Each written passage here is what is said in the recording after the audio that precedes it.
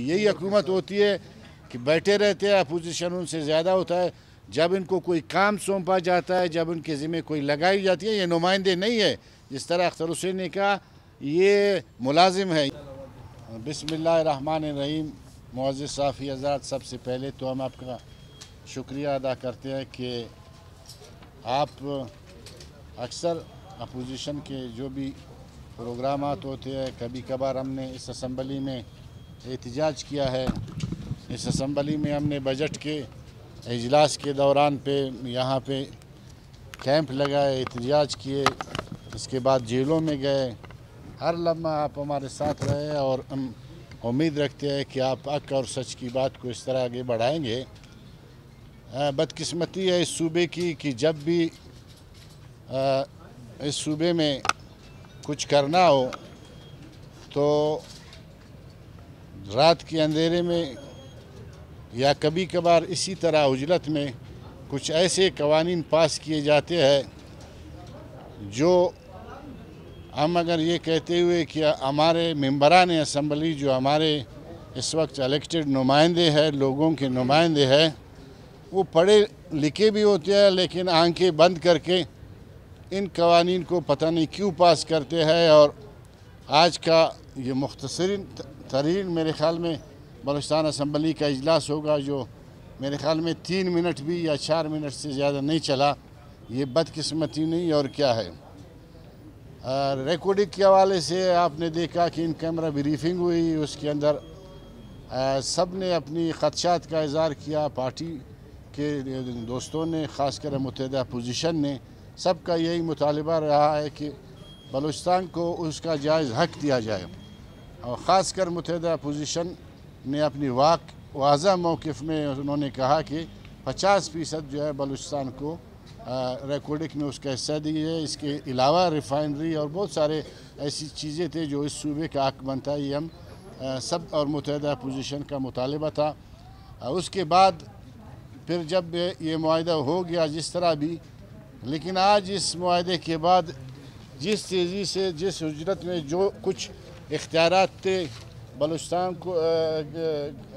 के हवाले से, ख़ासकर वर्कर वेलफेयर बोर्ड के जो इख्तियारात थे और बलूचिस्तान की जो excise duty, mineral labour welfare act 1967, routine का इजलास 12 को होने जा रहा था, लेकिन अचानक रात को जो है एक दिन 10 तारीख़ का इजलास रखना और उसके लिए इतनी तेज़ी से आज सब की मौजूदगी 4 बजे तक एजेंडे का मालूम ना होना।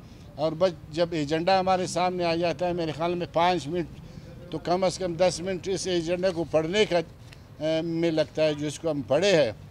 लेकिन आज जिस तरह स्पीकर साहब की भी रवैये से हमें बहुत कोफ्त हुई। स्पीकर हाउस का कस्टोडियन होता है, उसको कम से कम ये हक़ है वो किसी करारदाद को पास करेगा। यहाँ पे हुकूमत अक्सरियत में ये करारदाद फिर भी पास हो सकता था, लेकिन अगर अपोजिशन को सुनते, उनके ख़दशात सुनती, उनकी बातें सुनती, तो फिर ये ज़्यादा जमहूरी तरीका था, ज़्यादा अच्छा और शाइस्ता तरीका था। लेकिन आज मेरे ख़्याल में हमारी ये स्पीकर साहब ने भी जिस तरह आंखें बंद करके और लबे वो क्या कहते हैं वो आंखें, हमारे अपोजिशन स्पीकर साहब के बारे में तो कहना मुनासिब नहीं है, लेकिन ऐसी खामोशी से उसने सर नीचे करके जिस तरह हम सब दोस्तों ने कहा कि हमने कोशिश की कि हमें मौका दिया जाए, हम इस पे बात करेंगे। उसके बाद आपका हक़ बनता है कि आप ये इख्तियारात जो सूबे के पास है, आप भले वफाक को देना चाहते हैं तो आप दे दें,